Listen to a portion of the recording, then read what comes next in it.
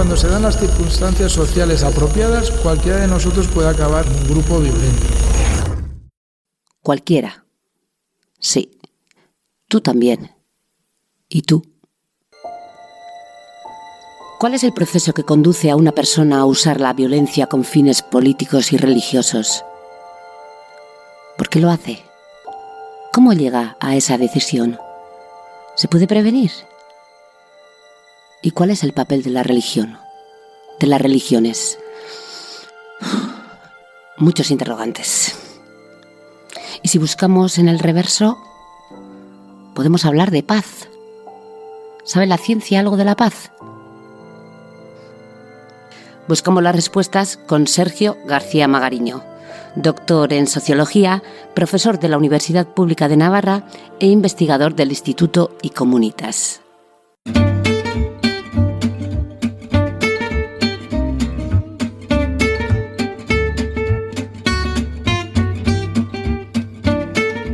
Ciencia al Punto, el podcast de divulgación científica de la Universidad Pública de Navarra.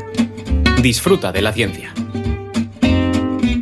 Sergio García Magariño es especialista en analizar la radicalización violenta de inspiración religiosa.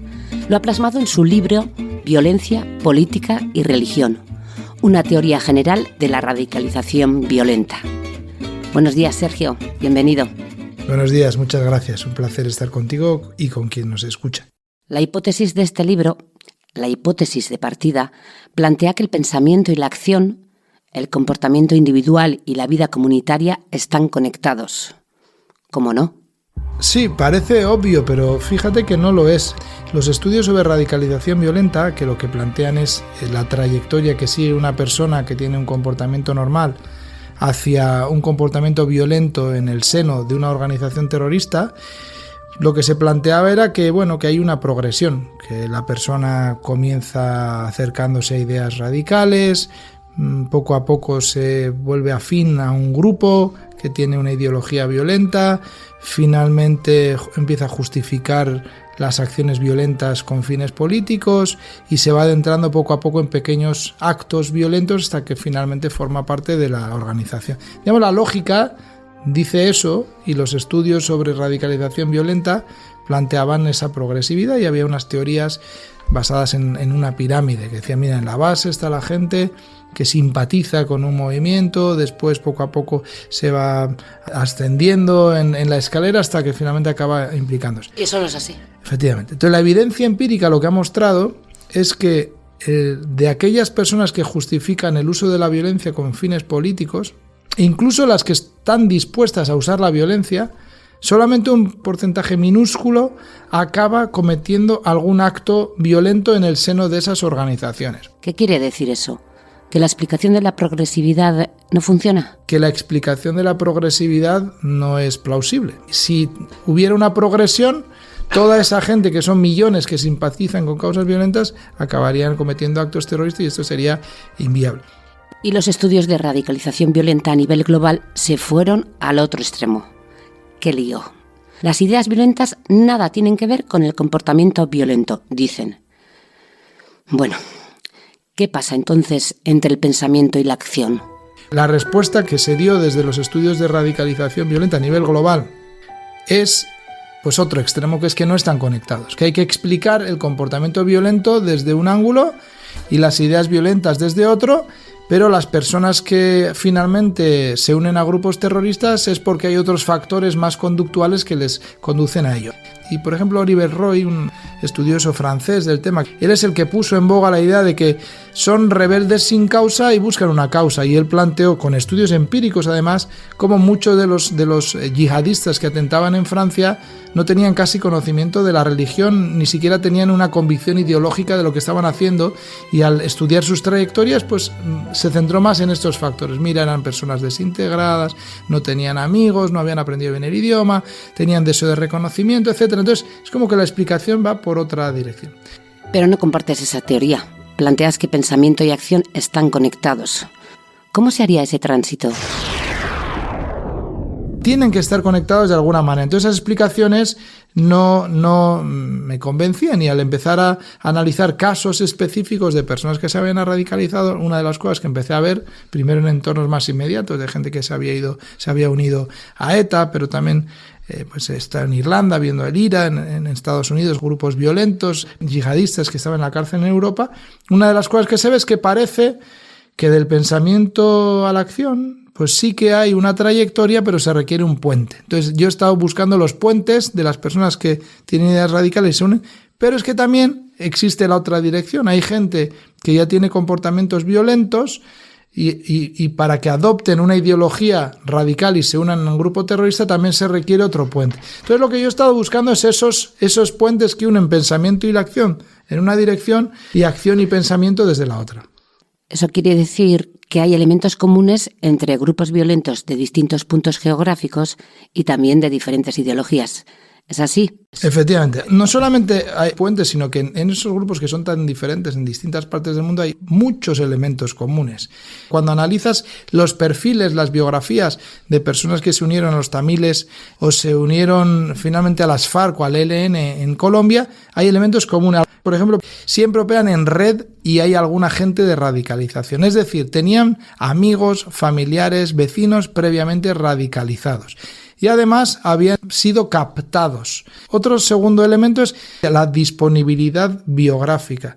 La mayoría son jóvenes, sin cargas familiares. Jóvenes, operan en red y, añades, sufren una triple marginalidad.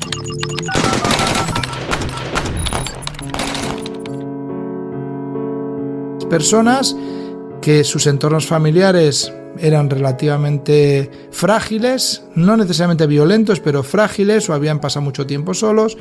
Al mismo tiempo no estaban integrados en una comunidad, ya sean unos amigos, ya sea una comunidad religiosa incluso.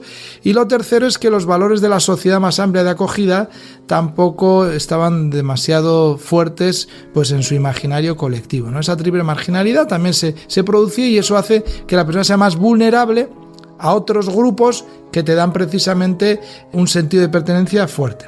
Hablas también de entornos de pobreza, pero no de personas necesariamente pobres. Explícanos.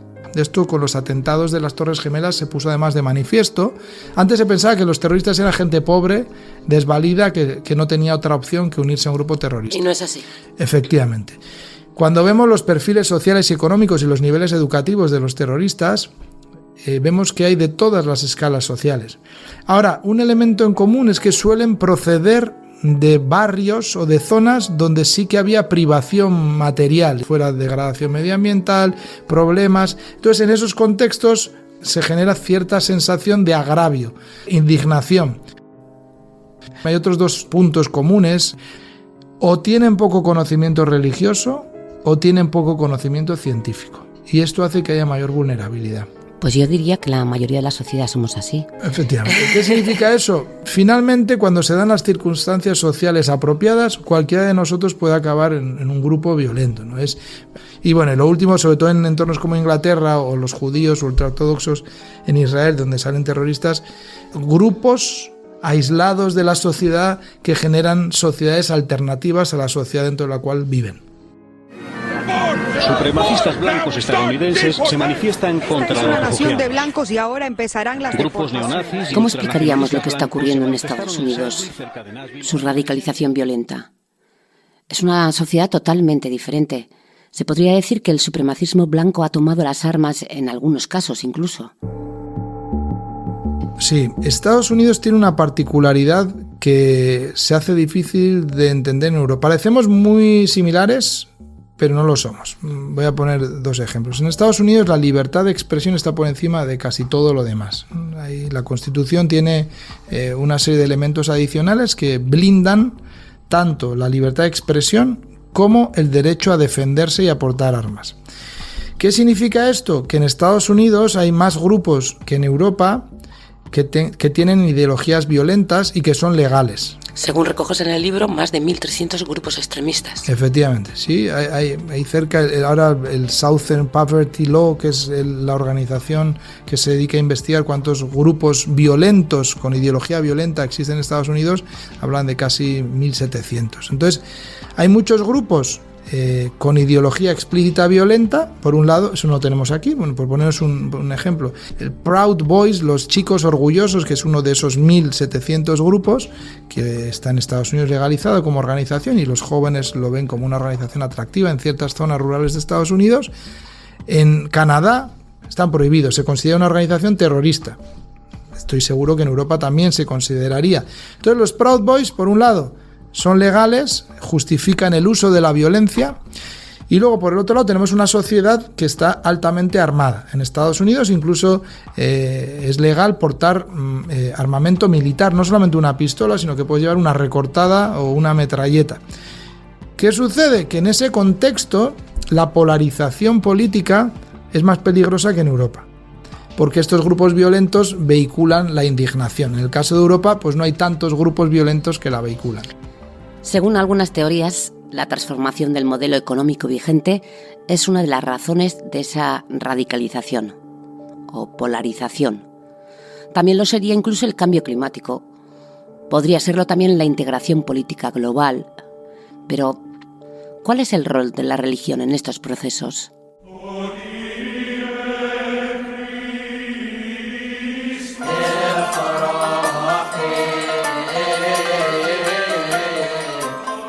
¿La violencia y la religión han estado también emparentados? Intrínsecamente unidas en muchos casos. En muchos casos también, pero normalmente se tienen que dar otros factores.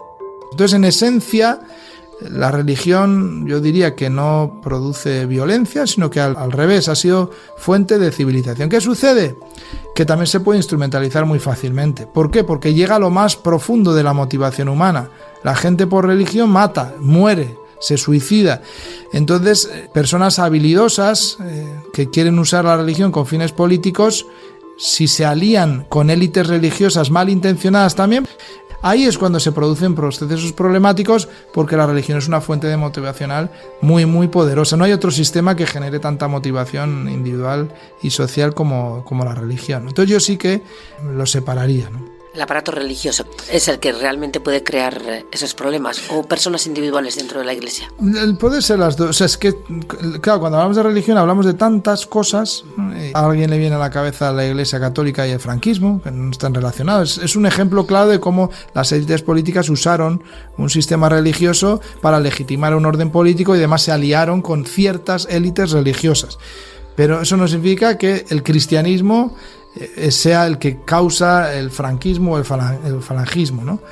De igual manera hay personas, algunas, que se consideran religiosas, que quizás simpatizan con ideas radicales de derecha, pero también existen cristianos que simpaticen con otras sensibilidades políticas. Es decir, el cristianismo y la ideología política no van de la mano, sino que son cosas separadas. Y en el Islam ocurre exactamente lo mismo. Entonces, hacer generalizaciones con la religión, el aparato, depende mucho del contexto, pero sí que podríamos decir que los líderes religiosos, cuando se alejan del espíritu del texto, generan problemas, y más cuando se alían con las élites políticas y buscan fines políticos. Además, se convierten en una casta profesional. Y encima, si se alían con la política, pues tenemos allá el cóctel Molotov perfecto. El doctor Sergio García Magariño investiga la radicalización violenta, pero también analiza su reverso, la paz, los procesos de paz. Y para hablar de ello cambiamos de escenario. Nos vamos a los fogones, a ver si somos capaces de cocinar una buena receta. Ciencia al punto. Teoremas cocinados con aliño. Sergio, ¿tiene la ciencia algo que decir sobre la paz? La ciencia tiene muchas cosas que decir sobre la paz. De hecho, hay una disciplina científica que es los procesos de paz. Algunas de las cosas que se saben es que para que haya paz tiene que haber ciertas condiciones sociales. Solemos hablar de un iceberg que tiene 3 capas. En ese iceberg, violencia directa sería la que más se ve, ¿no? Efectivamente.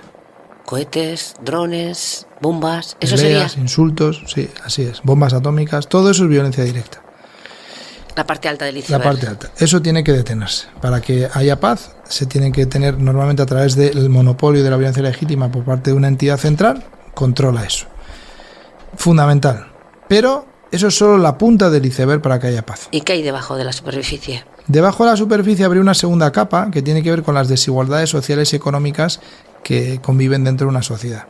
El diferente nivel de disfrute de los derechos humanos de ciertos grupos y diferente nivel social y económico. Si hay muchas diferencias sociales, hay estallido. Así es. Hay grandísimas desigualdades sociales y económicas entre países y dentro de cada país. Pero es que luego... ¿En el fondo qué hay? ¿Qué hay en ese fondo? En el fondo hay otra capa que es la más problemática y a la que contribuimos todos además. No es una cuestión solo de los representantes políticos y de las organizaciones. Y es un tipo de violencia sutil al que denominamos violencia cultural. Los prejuicios, los estereotipos que nos hacemos de los grupos y que lo que hace es insensibilizarnos hacia las desigualdades que están experimentando esos grupos y justificar el uso de la violencia contra ellos. Los seres humanos nos condolemos con el dolor ajeno siempre y cuando no justifiquemos que el dolor ajeno se produce por causa de aquel que está padeciendo. ¿Cómo?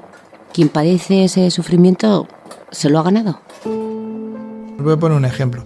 En España, ¿cuáles son los grupos que objetivamente, si tomásemos los datos, tienen peores niveles sociales y económicas y mayores niveles de abandono escolar? Personas procedentes de Marruecos y personas pertenecientes a la comunidad romaní, gitanos.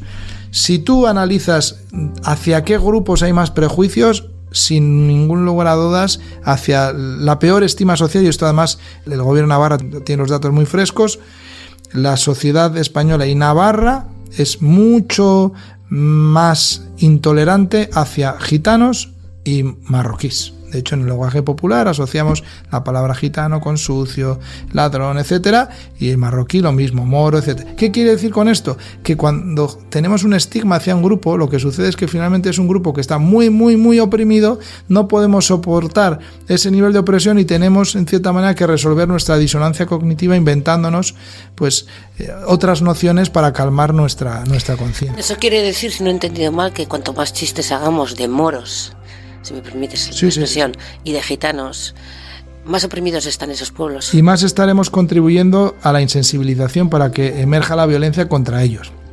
Lo mismo pasó con los judíos en su tiempo. Cuando ve la historia del pueblo judío en Europa, vemos que todos los pogromos que hubo, ataques indiscriminados por parte de la población en muchas partes de Europa, no solo en Alemania, y después, por supuesto, el holocausto nazi, estaba precedido de una estigmatización pues muy poderosa contra los judíos, sucios, ladrones, avariciosos. Entonces, ahí todos podemos contribuir. Los seres humanos somos exactamente iguales en esencia.